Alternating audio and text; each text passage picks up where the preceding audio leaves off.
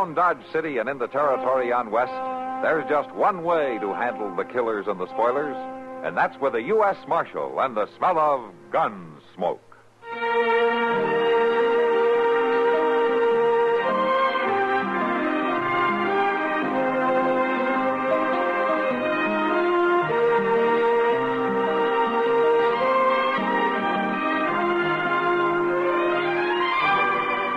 Gunsmoke, starring William Conrad, the story of the violence that moved west with young America, and the story of a man who moved with it.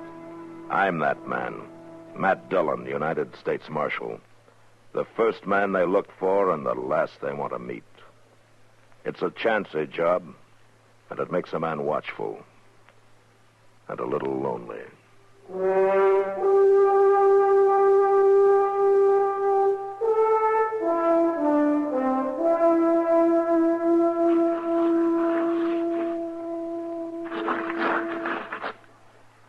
Doggone it. What's the matter, Chester? Well, I just can't figure out how he done it, Mr. Dillon. Out who did what? Well, that fellow with the medicine show over back of the Dodge house. Oh, that again. Well, Sam and me had it all figured out. Sam would watch from one side, and I'd watch from the other, and when he'd move them 3 walnut shells around, we just knew which one the pea was under. Sure you did. And by golly, somehow we still lost $6 apiece. I've been fooling with it here, trying to puzzle out how he done it. There ain't nothing to it except 3 walnut shells and a pea. And a pretty smart man operating them. Well, now, me and Sam ain't exactly dummies, you know. Well, Matt, you better come quick. well, what is it, Doc? Darrell Braggen and some of his riders. They're up at the livery stable. They got hold of some stranger, and I think they're fixing to hang him. Huh? Come on, Chester.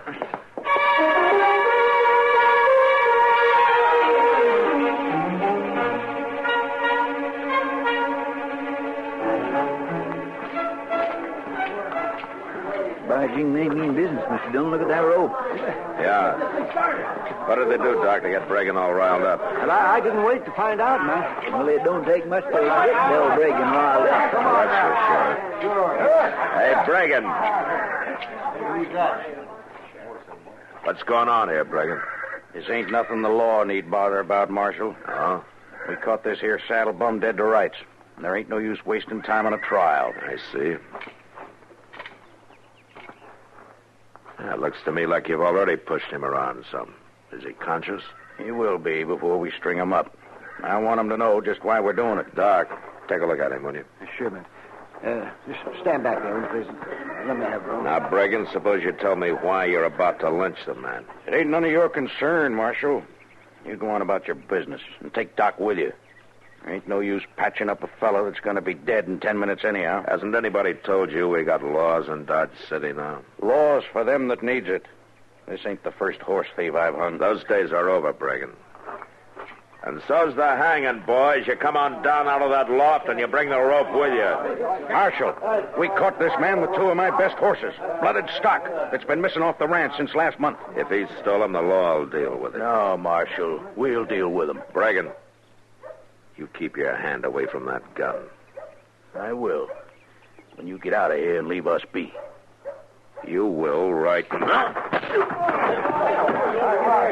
Here, Chester. Get Braggen's gun. Yes, sir. How's the fellow, Doc? Well, he's been beat up some, kicked around a little, but he'll be all right. Then let's get him over to the jail. Say, give me a hand, will you, Chester? Sure, Doc. All right, you men drag Braggen over there to the horse trough and you stick his head on it. Tell him he can pick up his gun at the jail as soon as he cools off. And another thing. The next time any one of you brings a rope into town, you keep it tied to your saddle. Do you understand?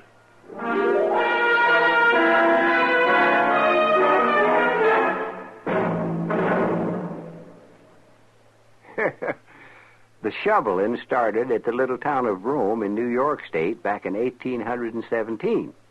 And on July 4th, 1967, the post office released a special sesquicentennial stamp there in honor of the big ditch they dug, which, it says on the stamp in my album here, was the Erie Canal. Now, in case you don't know, that canal went all the way from Buffalo on Lake Erie to the Hudson River, connecting the Great Lakes with the Atlantic Ocean. The biggest waterway ever built in the United States at the time, and it was done mostly by the Irish just over from the old country, who did their digging with spit and muscle. Yep. Made lots of money for years on tolls. And the traffic and freight and people through the canal was mainly responsible for building up the Midwest and keeping business in the East busy doing it. Well, of course, the Erie Canal ain't what she used to be, because the railroads do most of the job now.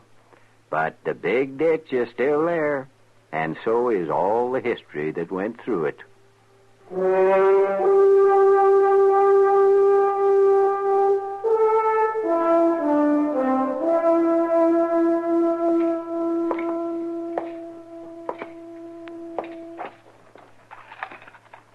You the marshal?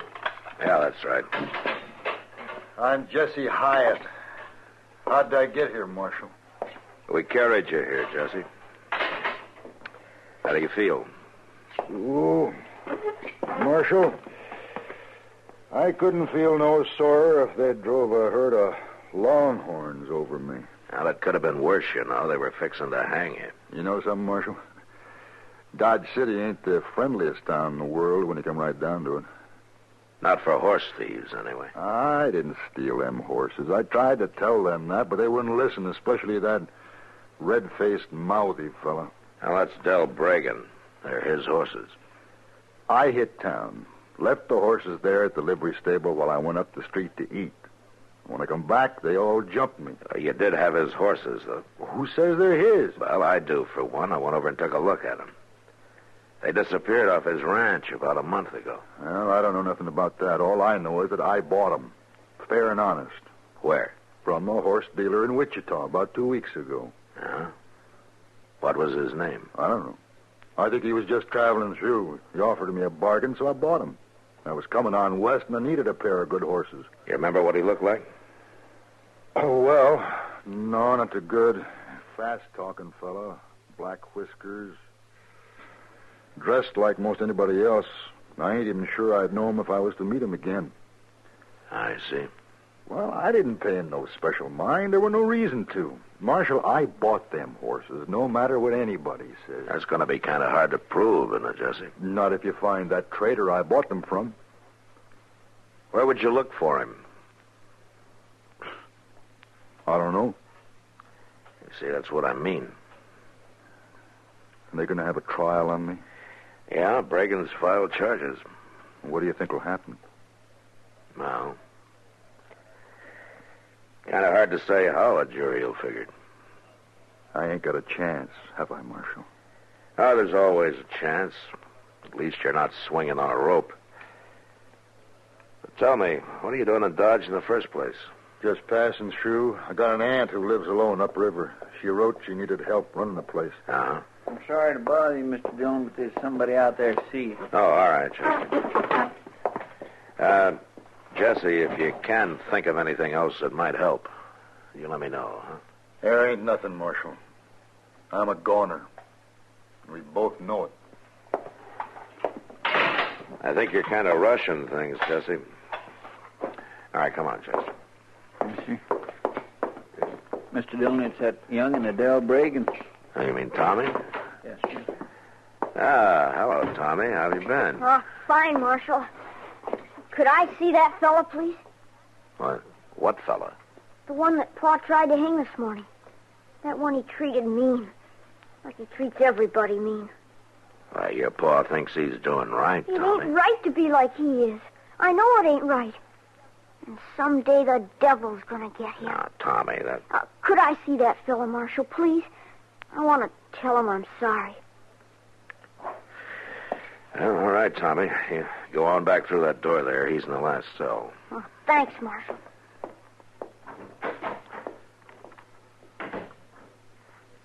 You reckon that Jesse feller is guilty, Mr. Dillon? I don't know, Chester. But I do know one thing. The jury's going to think so.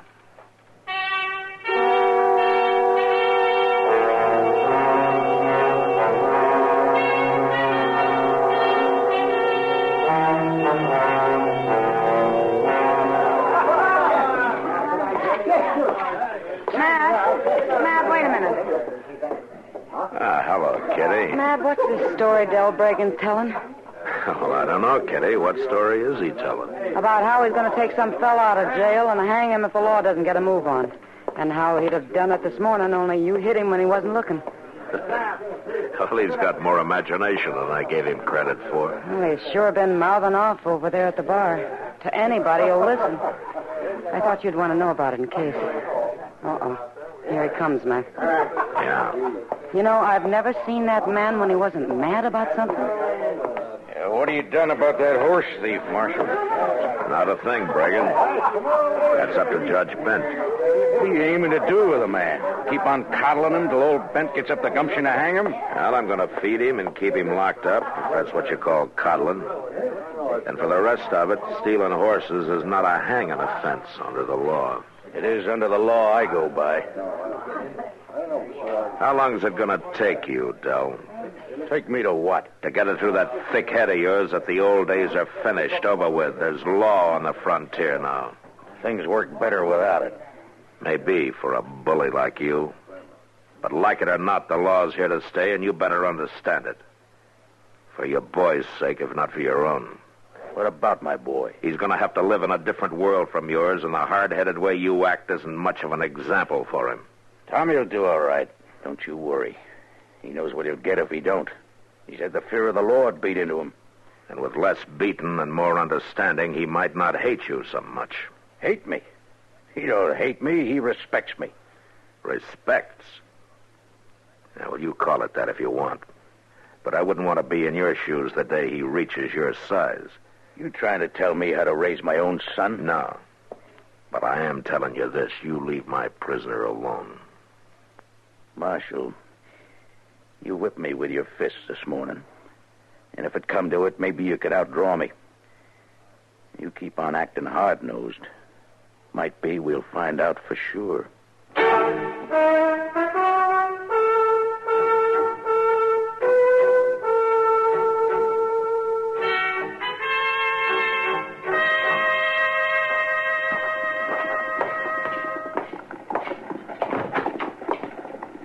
Mr. Dillon. Things been quiet, Chester? Yeah, if nary a soul's come near, you'd think this jailhouse has been quarantined for the pox or something. You're lucky. It's given you more time to study that shell game, hasn't it? Sure ain't done no good. I've been at it all evening, and I still can't figure out how that fella skun us. You want to take a few more dollars and go try to find out, huh? Oh, sirree. I ain't going near that medicine show ever again. Not till payday, anyway. How's the prisoner? Oh, he's sleeping, I reckon. I ain't been back. Maybe I better go take a look. No, it's all right. I'll go. Tell you what, why don't you set up the cribbage board and I'll show you another game you can't figure out. Oh, no. Cribbage is something I do know about. Yeah?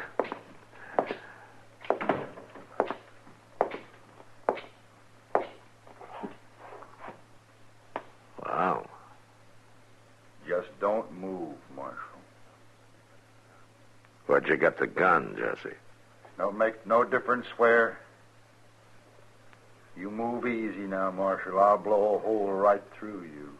What good would it do you? You'd still be locked up. Not for long, I won't. Because you're going to let me out. Don't lay money on it. Open that cell door, Marshal, right now. Don't be a fool, Jesse. The worst you'll get now is a prison sentence. You pull that trigger and you'll hang. I ain't going to prison for something I didn't do. You open that door and hurry up about it. Now, give me the gun, Jesse. You're not going to shoot, and we both know it. Now, come on, hand it over. I'm warning you. I will shoot.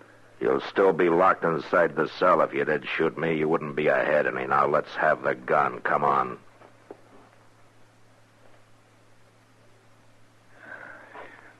Here. Take it. It ain't got no loads in it. I took 'em out so there wouldn't be no accident. Where'd you get it, Jesse? That kid brung it in this afternoon. He had it under his shirt. Huh? You mean Tommy Braggen? I don't know his name. He said he was sorry for me. And he said he'd come back in the morning about sunup and try to sneak the key out of the office. Real nice kid. Tommy Braggen. I can't figure why he'd go to all that trouble. Not even knowing me. No, I can't either, Jesse. But I'll ask him. when he comes back in the morning.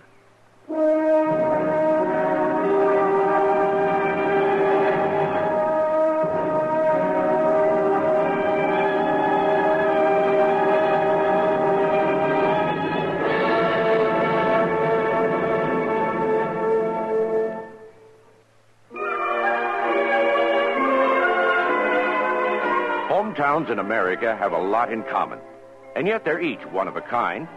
Take, for example, Pittsburgh, Pennsylvania. The Smoky City is smoking less now and enjoying it more. Mostly because Pittsburghers decided a decade or so ago that enough was enough.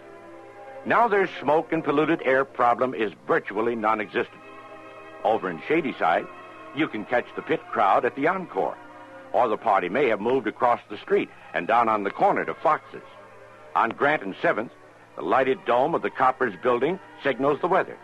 And at Gateway Center, the Monongahela and the Allegheny form the Ohio at the Golden Triangle. Pittsburgh's people meet under the clock at Kaufman's on Smithfield, or lunch at Lamont in Mount Washington. Meanwhile, the Pirates play at Forbes Field. The teams are at McKeesport's White Elephant. Office workers drift in Mellon Square. And the animals nap at Highland Park Zoo. But if your hometown is Pittsburgh, you already know this. We only wanted to remind you it's still there.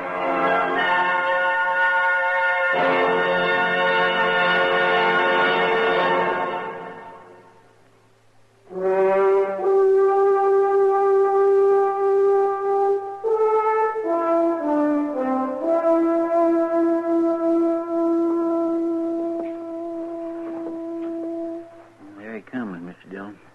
Riding that pinto pony here. Yeah, I see him. Looks like Jesse was telling the truth.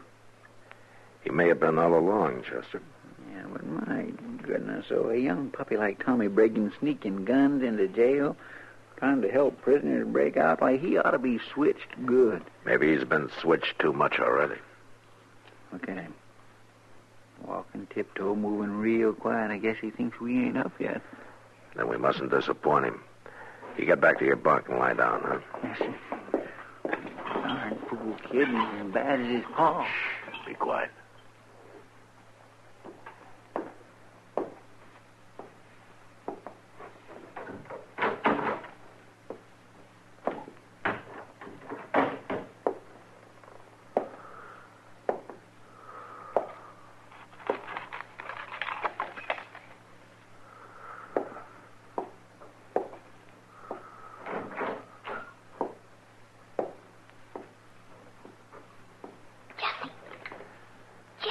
All right, let's surprise him, Chester. Right. Morning, Tommy. Oh, Marshal, I thought you was... I guess Jesse was the only one who was really asleep, huh? Hey, what's going on here? What are you doing here, Tommy? He was letting you out, Jesse. I had to. It ain't right him being in there. You gave him a gun yesterday, Tommy. Did you want him to kill me with it? I thought we were friends. No, it wasn't to kill you with. It was to keep Pa from getting him again after I let him out. Now, he's accused of stealing 2 of your pa's horses. But he didn't do it. He didn't steal no horses. How do you know? Because I just know, that's all. Boy, if you know, tell him who did it. My pa's always beating me, yelling at me.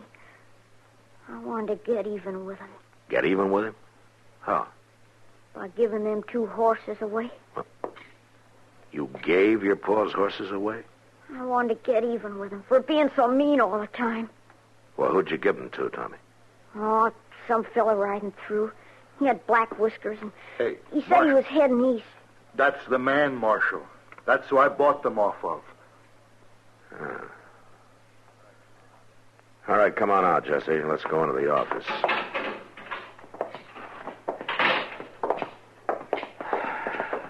Well, I guess that clears up whether you're guilty or not. You mean I'm free to go? Yeah, you sure are. Marshal, what are you going to do to me? Now, what do you mean, Tommy? For sneaking in here trying to let Jesse out and all. Well, I don't know. Well, don't matter. Paul killed me sure now. Marshal, What? I got an idea. You remember I told you how I was headed for my aunt's place upriver How she's alone, needs help to run things. Uh-huh. Well, she's a good woman, Marshal. Real good woman.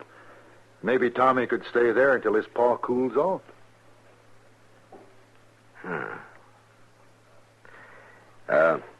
Tommy, Yeah?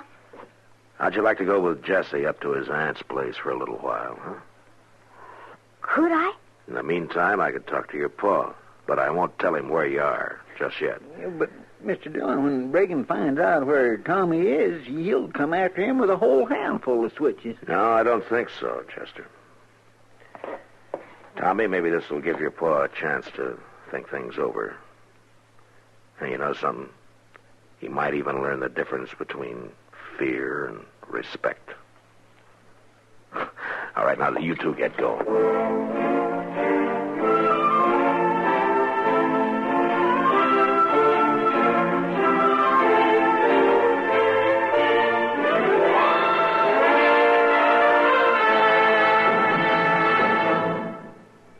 With your permission, I'd like to quote an excerpt from a speech by that old political character, Elijah Cuddlestone. And I say, we've state and declare, that is, that pork barrel appropriations are not going to be our salvation. We must, I say, we have to get up on our hind legs. I mean, you stand up and fight for our own improvements. The pork barrel is for loafers. I mean, the greedy and the weak, that is. That term, pork barrel, you know what it means? Well, pork is fat, and fat for hundreds of years has meant plenty, abundance. Ye shall eat the fat of the land. About 100 years ago, in the halls of Congress, fat, meaning lucrative or rewarding, became pork. And about 50 years ago, when congressmen sought larger appropriations for such things as bridges, harbor or river improvements, public buildings, and so forth, to impress their constituents, they were accused of seeking pork barrel appropriations.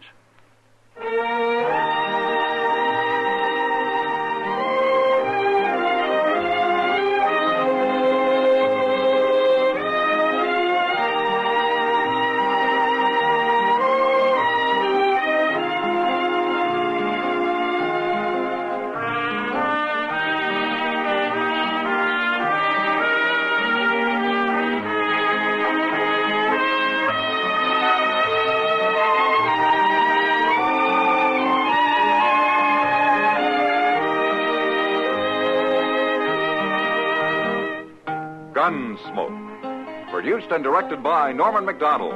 Stars William Conrad as Matt Dillon, U.S. Marshal.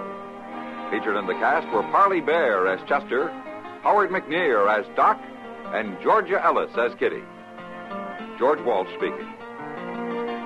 Join us again next week for another specially transcribed story on Gunsmoke. This is the United States Armed Forces Radio and Television Service.